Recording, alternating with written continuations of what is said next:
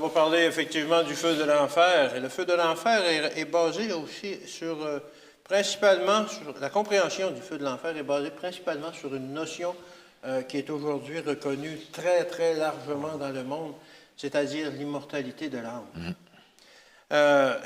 Cette conception, ça vient elle est basée sur un mensonge.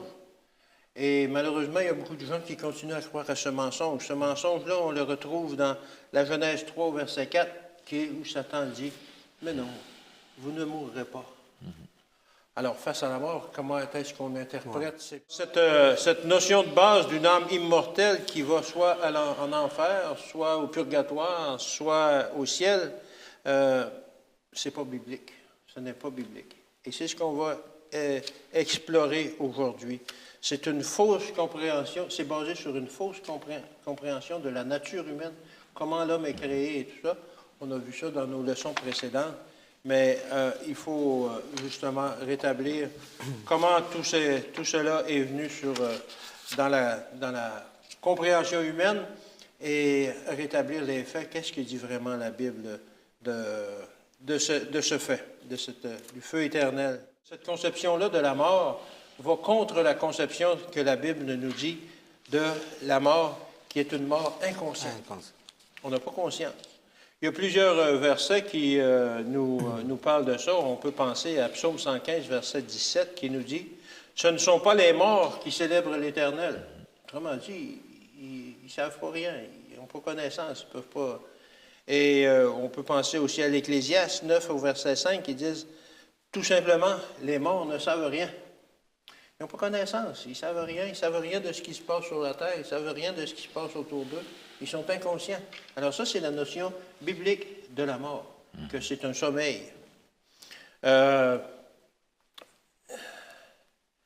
Et dans la Bible, il n'y a aucune référence non plus d'une âme qui s'échappe du corps lorsque la mort survient et qui retourne dans un lieu que l'on pense être l'enfer ou le ciel ou le purgatoire. C'est une notion qui n'est absolument pas biblique. Frères et sœurs, vous avez tous regardé cette courte vidéo. Donc analysons. Dans le petit 1, il dit on va parler du feu de l'enfer. Après il va ajouter le feu de l'enfer est basé sur la notion de l'immortalité de l'âme. Frères et sœurs, nous savons où il est allé prendre ça. Et j'ai l'habitude de vous dire que les adventistes du 7e jour s'inspirent de leur livre. Ils ne s'inspirent pas de la Bible. Donc quand ils viennent de la Bible, c'est pour soutenir ce qui est écrit dans leur livre. Et vous-même, vous voyez. Donc après, il va dire, cette conception est basée sur un mensonge. Et ce mensonge, on le retrouve dans Genèse chapitre 3, verset 4. Mais vous ne mourrez pas. Donc vous voyez encore là qu'il est en train de réciter Ellen White. On a déjà vu ça, frère et soeur. Donc ils s'inspirent de leur livre, ils ne s'inspirent pas de la Bible. Donc, là c'est dans le petit 1. Dans le petit 2, il va dire, cette notion d'une âme immortelle qui va soit en enfer, soit au purgatoire, soit au ciel, c'est pas biblique. Je tiens à signaler que le purgatoire, c'est une fausse doctrine des catholiques. Nous ne sommes pas catholiques. Et c'est une doctrine qui n'a aucun fondement biblique, le purgatoire, n'a aucun fondement biblique. Donc quand bien même ils sont allés prendre des passages dans le livre de Maccabée pour tenter de soutenir cette fausse doctrine, le passage de Maccabée ne soutient pas le purgatoire. Donc, et s'ils ont mis le purgatoire à l'intérieur, c'est pour créer la confusion de la tête de nos frères et sœurs qui sont dans ce mouvement. Parce qu'ils vont se dire que vu que le purgatoire c'est une fausse doctrine, ça veut dire que l'enfer c'est une fausse doctrine, ça veut dire que le ciel aussi c'est une fausse doctrine. Regardez, c'est de la manipulation.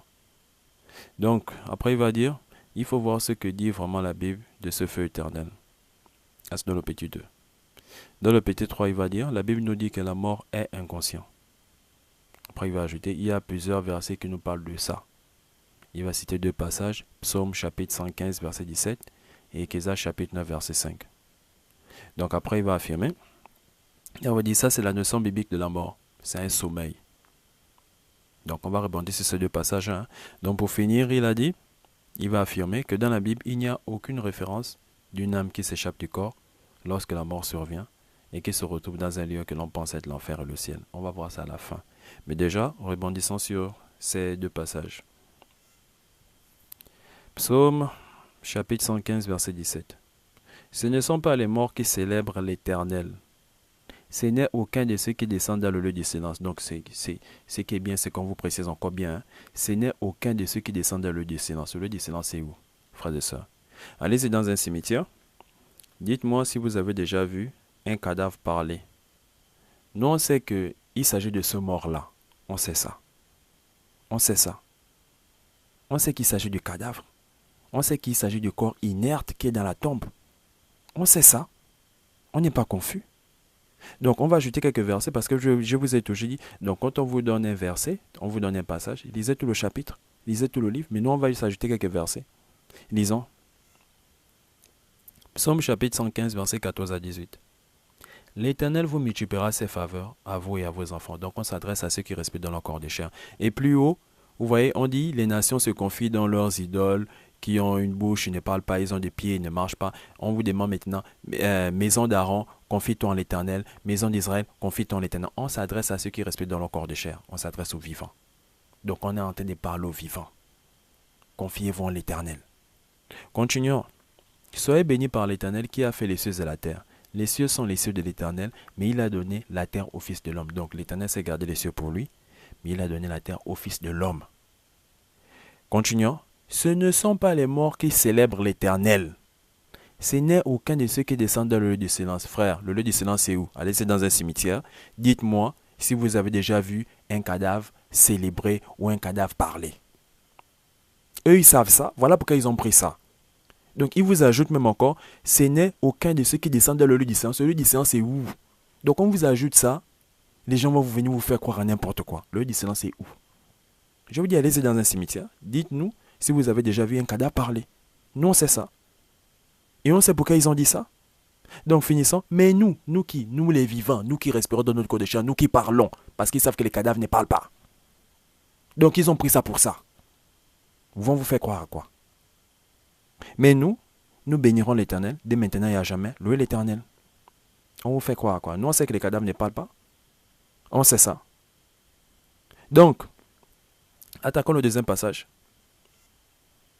Ézéchiel chapitre 9, verset 5. Les vivants, en effet, savent qu'ils mourront, mais les morts ne savent rien.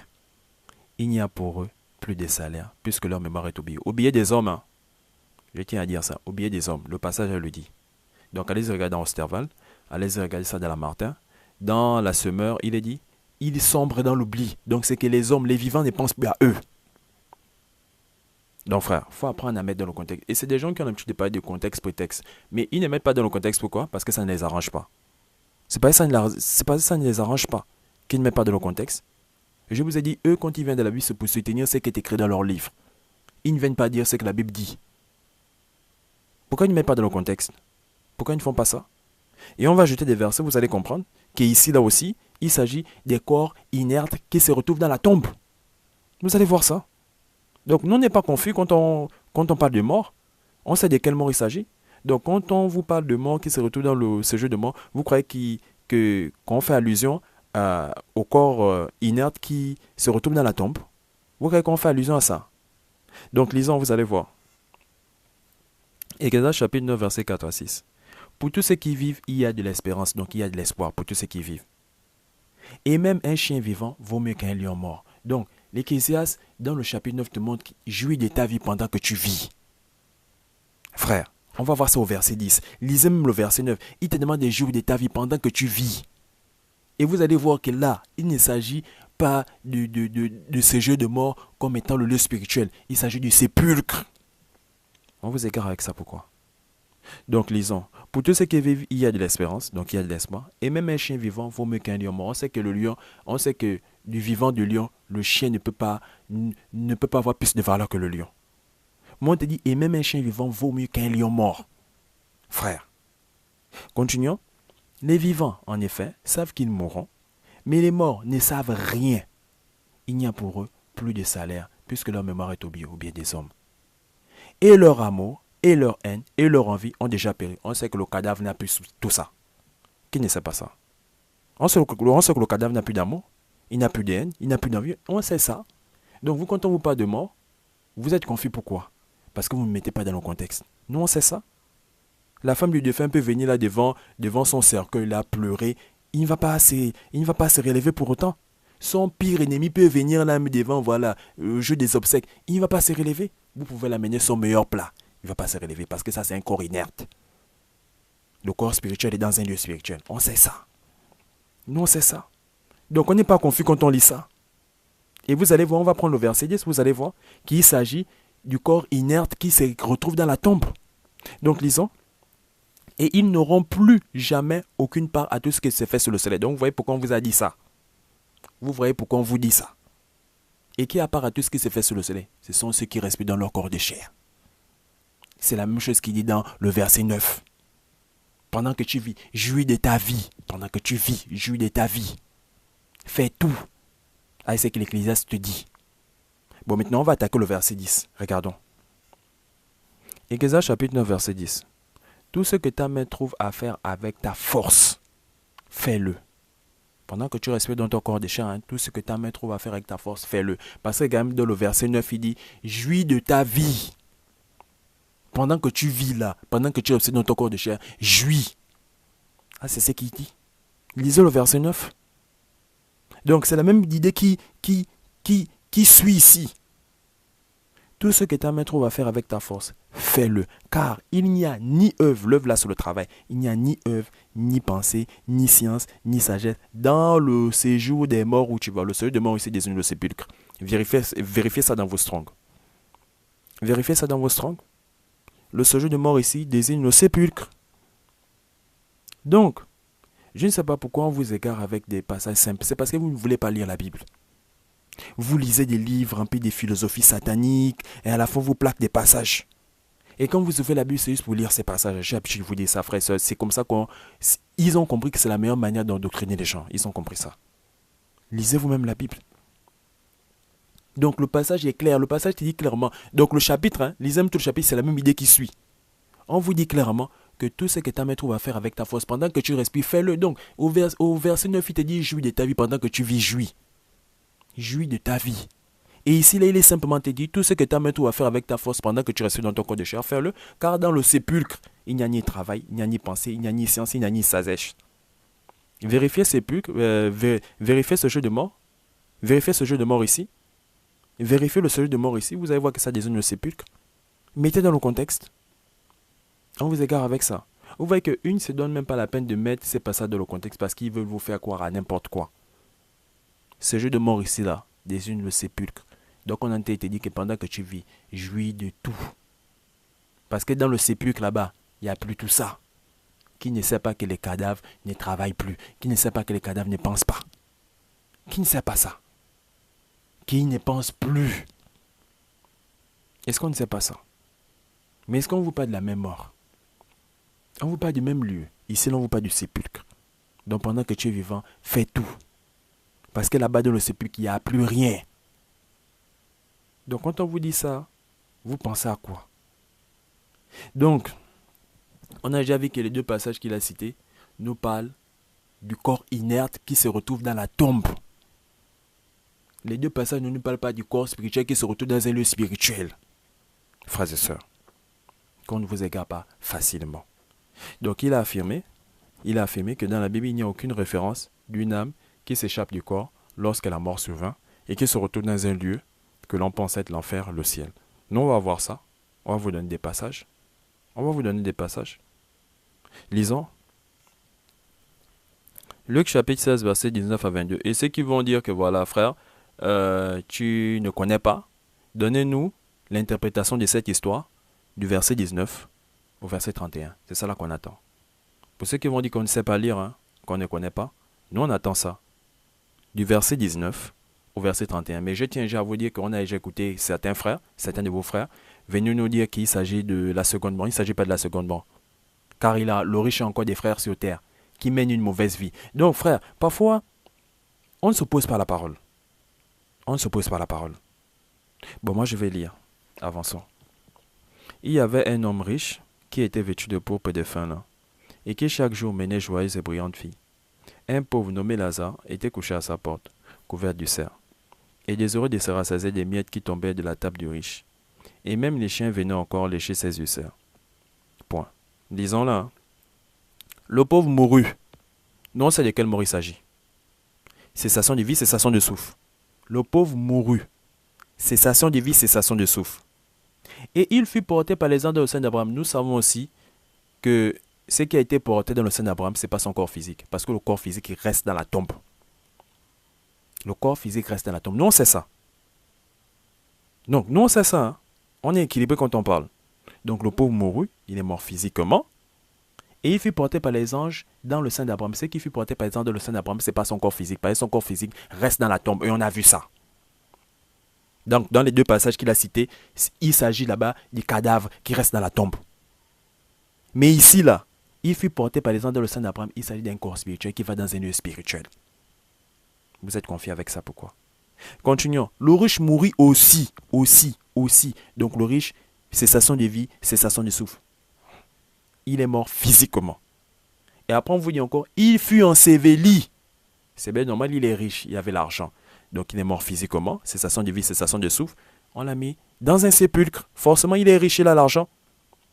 Mais on va le retrouver là-bas, dans ce lieu spirituel-là. Et ce qui se retrouve dans le spirituel, ce n'est pas le corps physique qui est resté, qui est dans le sépulcre. Ce n'est pas ça. C'est son corps spirituel. Nous, on sait ça. On sait ce qu'on vous dit. On est équilibré.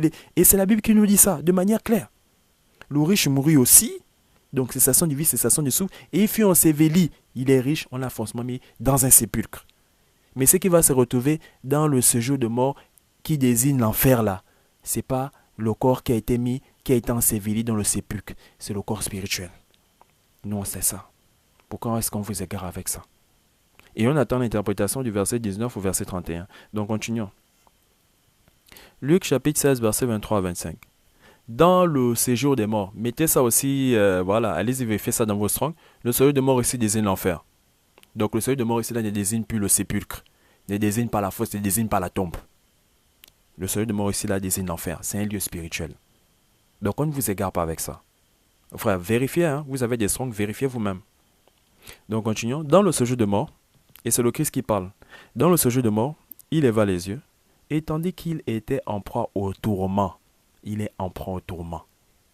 Il vit de loin Abraham et Lazare dans son sein. Il s'écria, Père Abraham, il est toujours en proie au tourment. Hein. Donc quand il parle, il est toujours en proie au tourment. Il s'écria, Père Abraham, aie pitié de moi, et envoie Lazare pour qu'il trempe le bout de son doigt dans de l'eau et me rafraîchisse la langue, car je souffre cruellement dans cette flamme. Donc on sait que le tourment, c'est les flammes.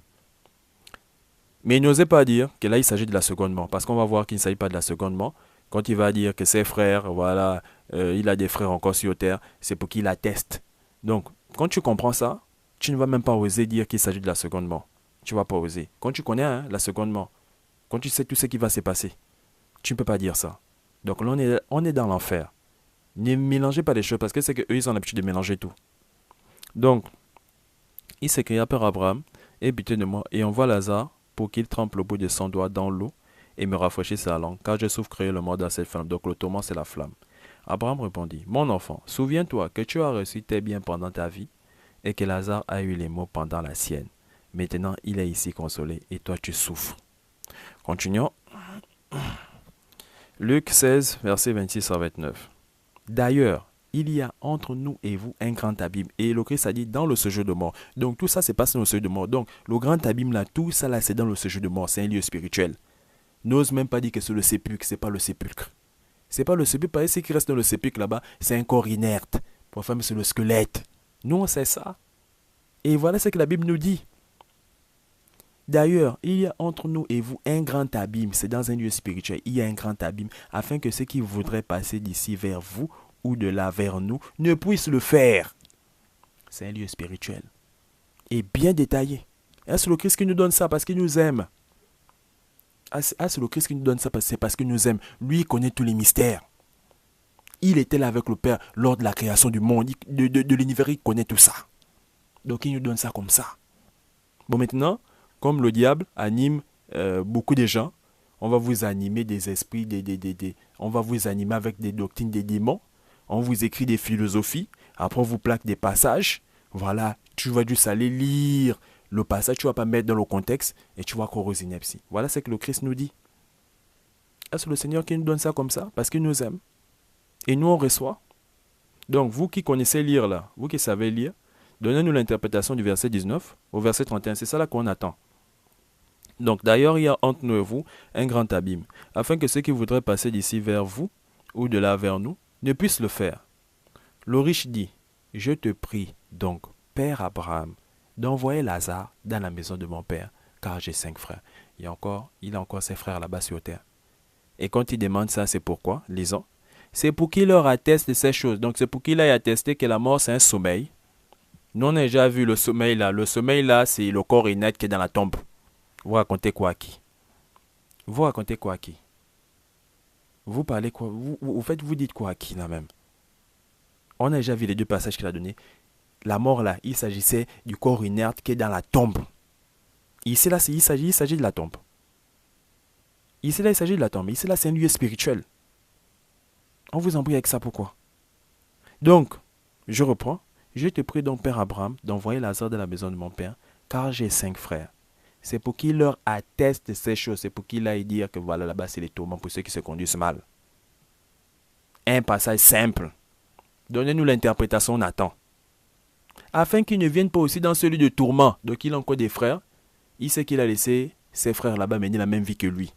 Il ne veut pas voir ses frères venir le retrouver dans ce lieu de tourment. Il ne veut pas, parce qu'il sait que ses frères continuent à mener la même vie que lui. Il ne veut pas ça. Voilà pourquoi il demande à Abraham d'envoyer Lazare sur terre. Pour aller dire que, ah, voilà là-bas. C'est pour qu'il atteste ces choses. C'est pas pour qu'il aille dire que, voilà, la mort, c'est un sommeil. Et c'est le Christ qui parle. Vous prenez les gens pour qui? Vous savez, donnez-nous l'interprétation, on attend ça. Continuons. Luc, chapitre 16, versets 29 à 31. Abraham répondit, ils ont Moïse et les prophètes, qui les écoutent? Et il dit, non, Père Abraham, mais si quelqu'un des morts va vers eux, ils se repentiront. Donc lui-même, il sait que de son vivant, on a parlé de Moïse, on a parlé des prophètes, il n'a pas tenu compte de ça. Lui-même, il sait ça. Voilà pourquoi il dit, non, Père Abraham, mais si quelqu'un des morts va vers eux, ils se repentiront. Donc là, quand même, ils vont croire. Parce que quand on venait parler de Moïse et des prophètes, lui-même, il sait comment il a laissé ses frères. Lui-même, il sait comment il répondait aux gens de son vivant. Quand on parlait de Moïse et quand on parlait des prophètes. Il sait ça. Voilà pourquoi il dit non, Père Abraham, mais si quelqu'un des morts va vers eux, c'est pour attester ce qui se passe là-bas. Ce n'est pas pour dire que voilà, la mort c'est un sommeil. Frère, qu'on ne vous égare pas avec des philosophies sataniques. Non, Père Abraham, mais si quelqu'un des morts va vers eux, ils se repentiront. Là, ils vont quand même croire. Quelqu'un ressuscite et il vient vous dire que voilà, là-bas, j'ai vu ton frère. Il m'a chargé de te dire ça. Là, quand même, tu vas être choqué. Tu vas te repentir. Et il connaît ses frères. Mais si c'est juste pour venir dire que, frère, Moïse a dit, les prophètes ont dit, il sait qu'ils vont banaliser ça parce que lui-même, de son vivant, il banalisait ça. Donc voilà pourquoi il demande à Abraham de ressusciter Lazare. C'est pour qu'il aille attester.